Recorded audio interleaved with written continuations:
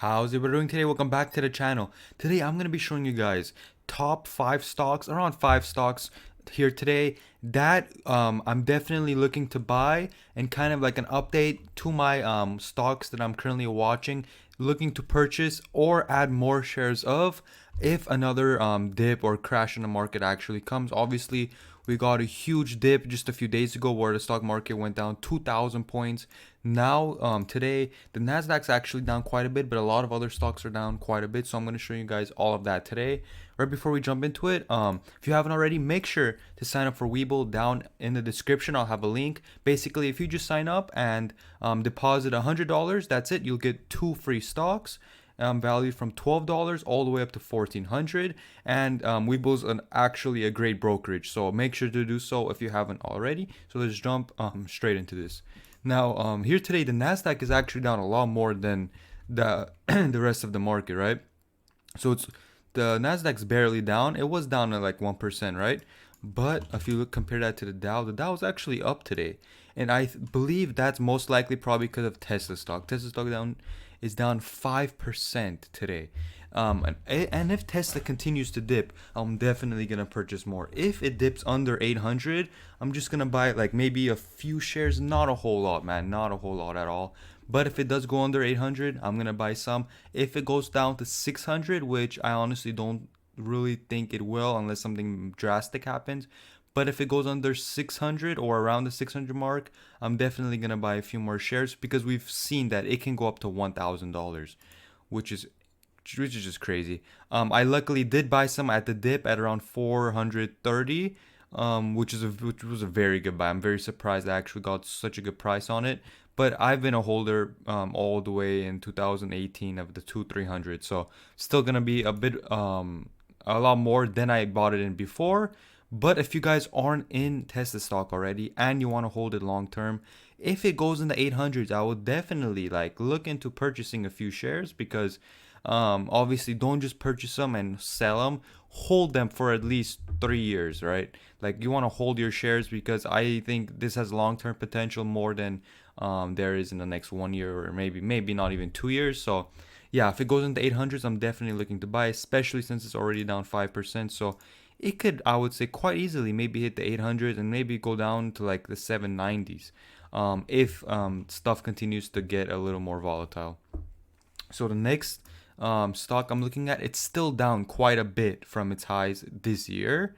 It's down 1/4% today. It's AvalonBay. It's basically a REIT. It's a real estate investment trust.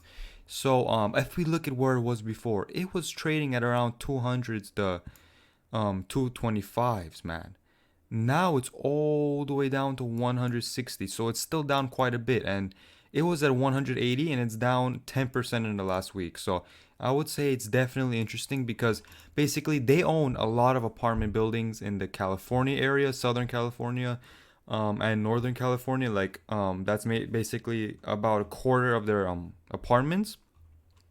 But the rest of them, they're currently building out in Texas. They also have some spread around the whole world. I made a video on this last video if you want to check it out about the REITs.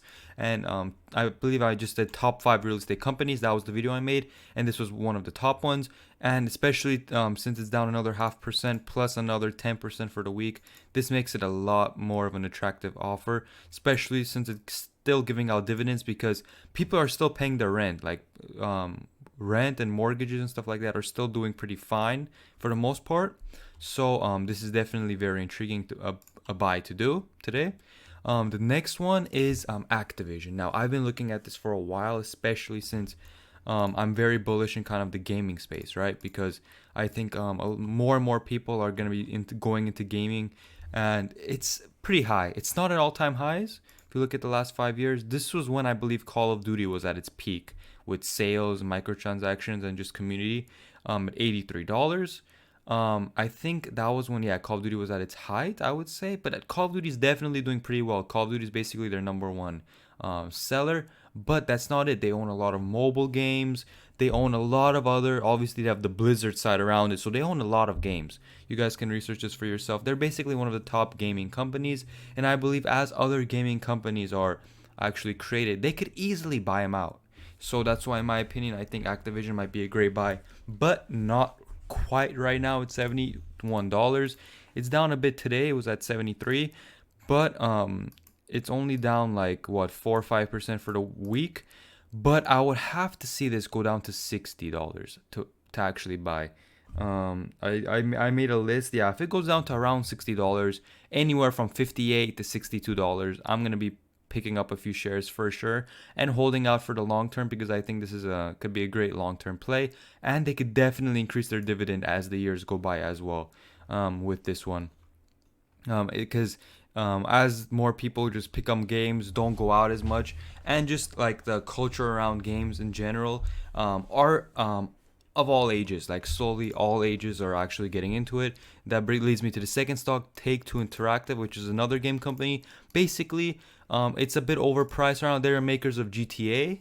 If you guys know the GTA series, basically they make Rockstar games. They own it, so Red Dead Redemption, and they also own 2K. So you guys know like the NBA basketball game, and they own obviously I think like the WWE. I think that's what it is. But like a lot of sport games as well, which is like one of the biggest basketball games out there as well. So they own quite a bit of share in the gaming space, but they also have a very loyal like community. Like they have a lot of fans that will play their games no matter what, and they could very easily keep making GTAs until for the next 20-30 years, and that could be very popular. Like I don't see it going away anytime soon. They've been making GTA since like 1990s, so that is a very long time. So they've proven to like be around, right? But it is still a bit high. I will need this stock to go down to like 110 to buy this one, because they don't own a huge variety of games at the end of the day. They do own quite a bit. Don't get me don't get me wrong, but their main game is only like a few of them. So I would definitely have to pick this up at around 112, 115 maybe. And yeah, it's already down like a few dollars today, which is not bad. So it's not unlikely that it goes down to 120, 118, maybe 115, which I'll pick up some shares there.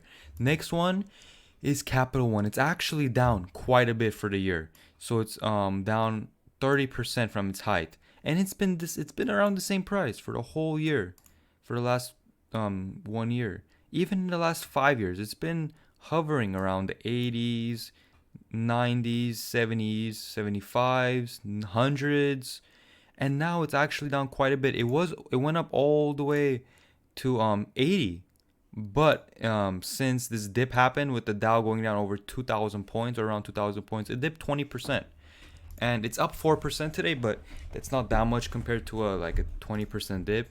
So I'm definitely interested in buying like a CapitalOne. I was looking into CapitalOne or Discover or even American Express. Those three are like kind of competitors, right? But at the end of the day, I think CapitalOne has the best like the best products around. They have the best type of loans, and like they have the most variety, and I think they're the most safe company out there out of those three. I was looking into Discover, right? But I don't think they have like their main products is like the Discover It card, and maybe they have a savings. But other than that, like their credit card isn't really that big. But I think the CapitalOne is a lot more safe, and they also, if you look at their holdings, they're a lot more of a conservative kind of stock. So I would definitely look into this. If it goes back down even to like $60, $65, I might purchase some shares. So like anywhere around the 60s, I would probably be looking into purchase a bit and hold it for just for a year or so. We'll see where it is. This is probably not going to be a long-term play for me, but yeah, it's probably not going to be like a long-term play. But if it I might just keep a few shares and make sure like it rebounds, maybe by a few thousand of this. And if it does rebound, then good, and I'll get a nice dividend out of it as well. So yeah, that has been it. If you haven't already, make sure to use my link down in the description to get your 2 free stocks if you haven't already. A lot of people are really liking Webull as well, which I'm pretty glad to see. So yeah, thank you guys for watching. Make sure to subscribe if you haven't already, as I'm trying to hit 1,000 subscribers by the end of this year. And I'll see you on the next video.